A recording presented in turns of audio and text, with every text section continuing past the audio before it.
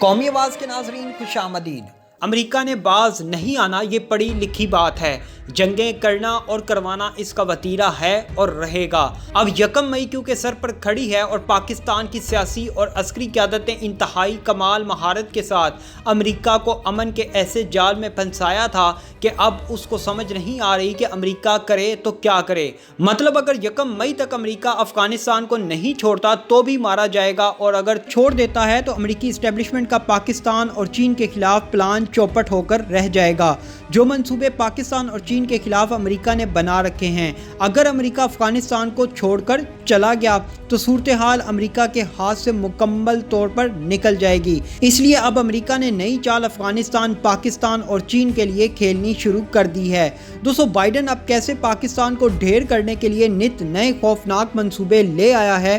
کالعدم تحریک لبیک پاکستان تو ابھی ایک ٹریلر ہے، پوری فلم تو شاید ابھی آپ نے اور میں نے 1 مئی کے بعد دیکھنی ہے۔ دوستو، کیا کچھ خطرناک پاکستان کے ساتھ ہونے والا ہے یا ہو سکتا ہے؟ بائیڈن کے پاکستان کے خلاف خطرناک عزائم کیا ہیں؟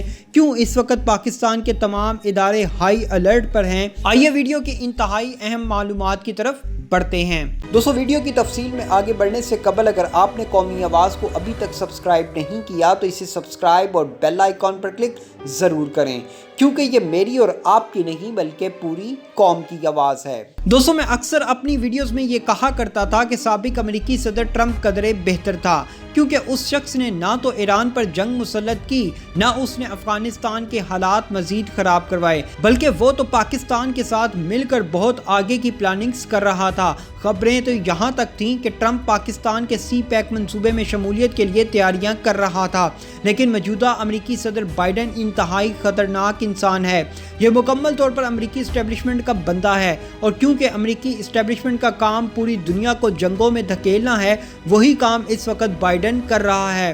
کیونکہ امریکہ کا حقہ پانی چلتا ہے اسلحہ بیچ کر۔ امریکہ سب سے زیادہ کمائی ان اسلحہ ساز کمپنیوں سے ہی کر رہا ہے۔ ان جنگوں میں امریکہ کے 2 طرح کے فائدے ہیں، ایک تو اس کا اسلحہ بکتا رہتا ہے، دوسرا ان جنگوں کے ذریعے امریکہ اپنی سپرمیسی کو دنیا پر مسلط کیے رکھتا ہے۔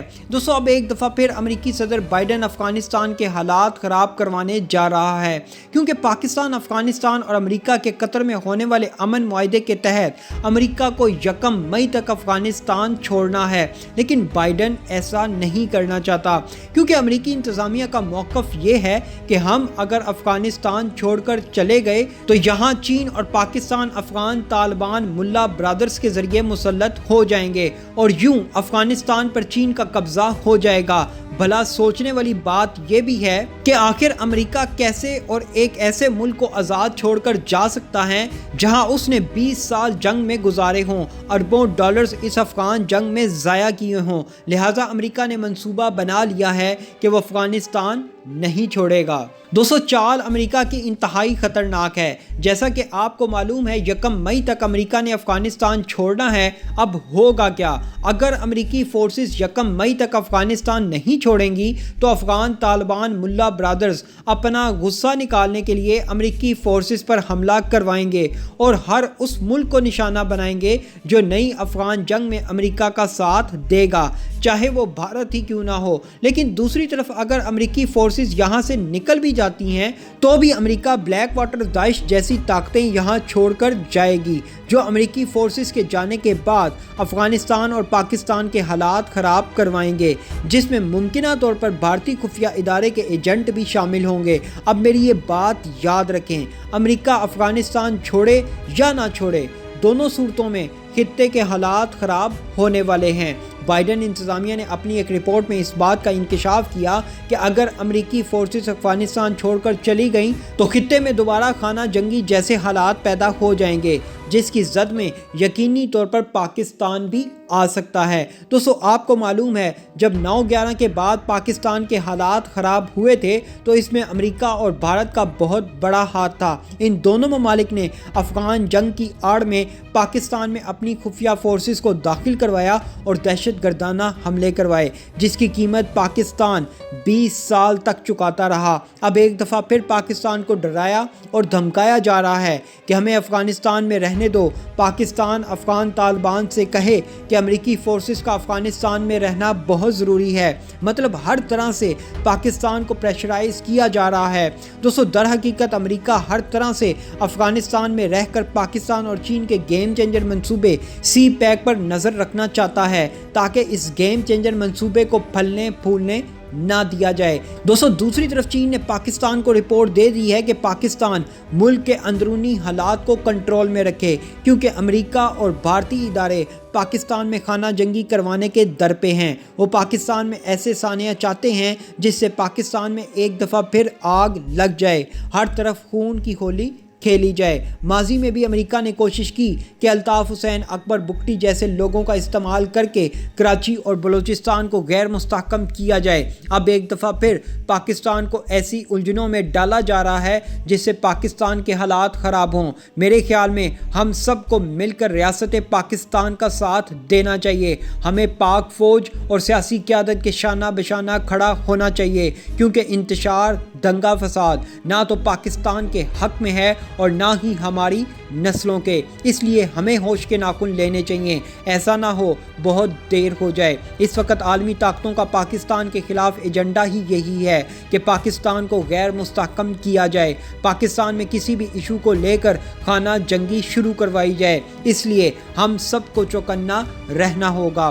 دوستو بہت بڑی گیم پاکستان کے ساتھ کھیلنے کی تیاریاں مکمل ہو چکی ہیں۔ پاکستان کو ہر طرح سے ڈرایا اور دھمکایا جا رہا ہے کہ 1 مئی کے بعد افغان طالبان ملا برادرز کے خلاف ہونے والی کارروائیوں میں پاکستان امریکی اور نیٹو فورسز کا ساتھ دے۔ اور بھائی اب کیوں دے پاکستان تمہارا ساتھ؟ پاکستان نے افغان امن کے لیے جو کوششیں کی، تمہارا قطر میں افغان طالبان کے ساتھ امن معاہدہ کروایا، افغان طالبان ملا برادرز نے عالمی برادری کی بات سنی اور مانی بھی۔ ایک لمبے عرصے تک افغان طالبان نے معاہدے کی کوئی خلاف ورزی نہیں کی۔ آج تم جب وقت مکمل ہو گیا تو وعدہ خلافی کر رہے ہو۔ اب کیوں پاکستان تمہاری مزید مدد کرے؟